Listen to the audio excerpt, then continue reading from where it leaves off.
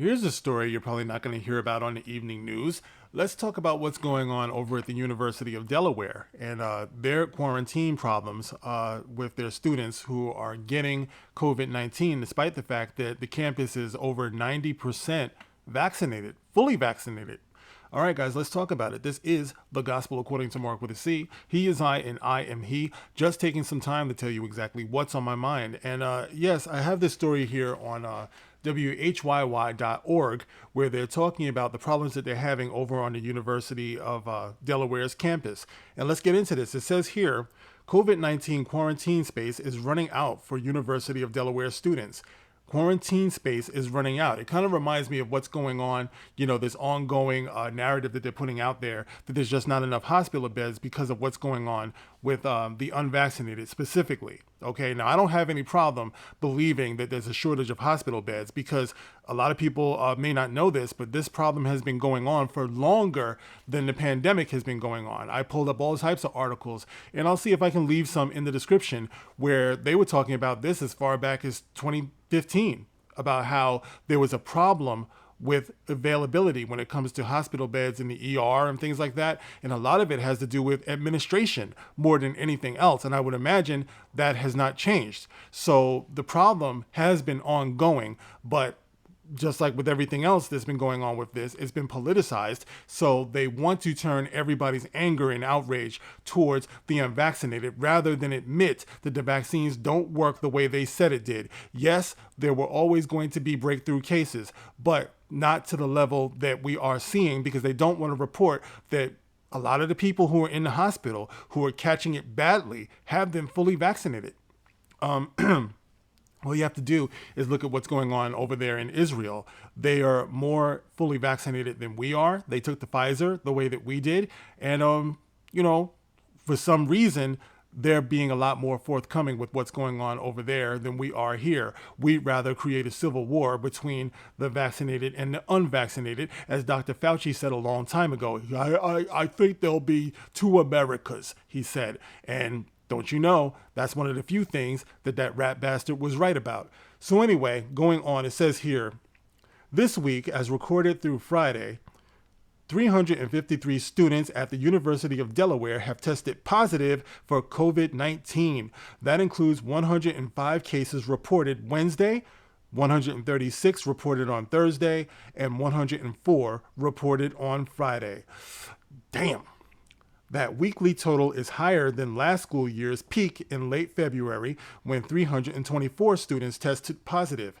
It represents a sharp increase over the last week's 77 cases. The spike is cause for concern on the Newark campus, but that concern is mitigated somewhat by the fact that 91% of students are fully vaccinated. Sorry guys, you can't blame this one on the unvaccinated. You can't turn your rage on the unvaccinated, okay? So you have over 90%, 91% is what they're saying of the students are fully vaccinated, which the school required for on-campus students. Contact tracers have determined that cases are not predominantly being spread in the classroom, said the university's Andrea Boyle-Tippett. Faculty and students are wearing their masks in the classrooms. There's social distancing, she said. When the contact tracing is happening, we're finding that the transmission is not happening in the classrooms. It's happening at large off-campus gatherings. Okay, so that led university leaders to send letters to all the students warning what would happen if the case numbers continued to grow. As students test positive for the virus, they're sent to special on-campus housing set apart to be used to quarantine. But as case numbers have risen, that space is full. Okay, so they're running out of space for their quarantined students. Once again, paralleling what they're saying is going on at the hospital. They're running out of beds, they're running out of space. And we see now, as I suspect is what's going on in the hospitals, it is not exclusively unvaccinated people. Are there unvaccinated people who are getting sick? Why, sure there are.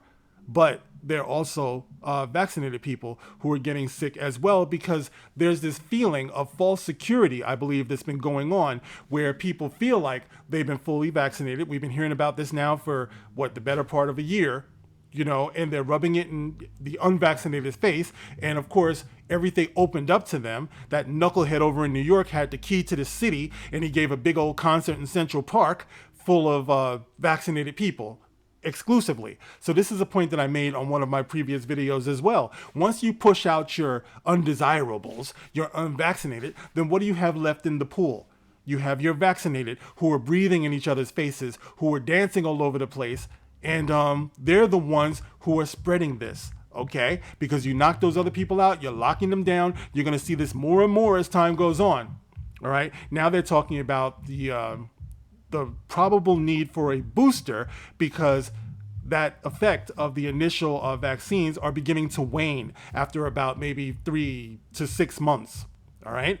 I'm not going to get into my spiel about natural immunity because those people who got that, who actually got infected, a lot of them are not getting reinfected to the same degree as these people who got vaccinated. That's just a fact. Like I said, once again, look at the data from Israel. It agrees with what I'm telling you. So this is what we have, guys. This is what's going on. And people need to understand that instead of letting the media turn all of us against one another and divide America along these vaxist lines. Okay, so for all of those kids out there who have gotten sick on the University of Delaware campus, I hope for the best for all of you. I hope that you're doing well. I hope that you fully recover, and I hope that you achieve robust and long-lasting immunity, because that's what's going to happen. Okay, that's the part that these people don't understand. There's another side to this when they talk about the students who are being infected. The other side is that they're coming out with a great deal of immunity, most of them.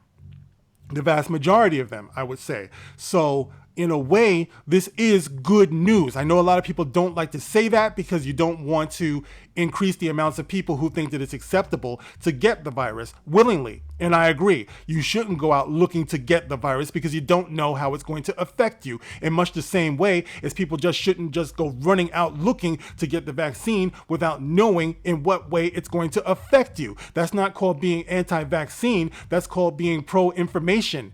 That's called being pro-informed.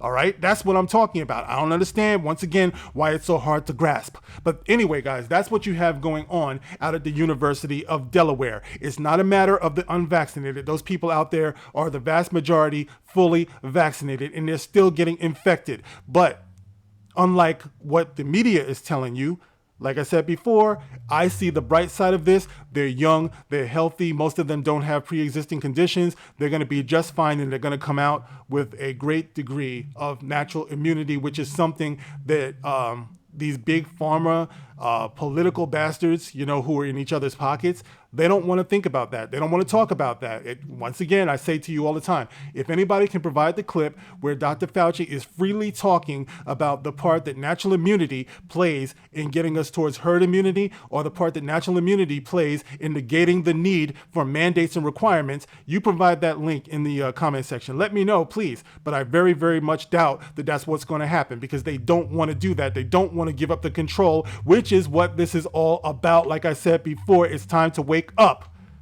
All right, guys. So you can get in the comment section and let me know how you feel about this story. As always, you can like, you can share, you can subscribe, and I will catch you on the next one. By the way, look out for me and my brothers, the Dark Council. We're going to be on Fatal J's channel this Tuesday, 8 p.m. Eastern. Join us. Why don't you?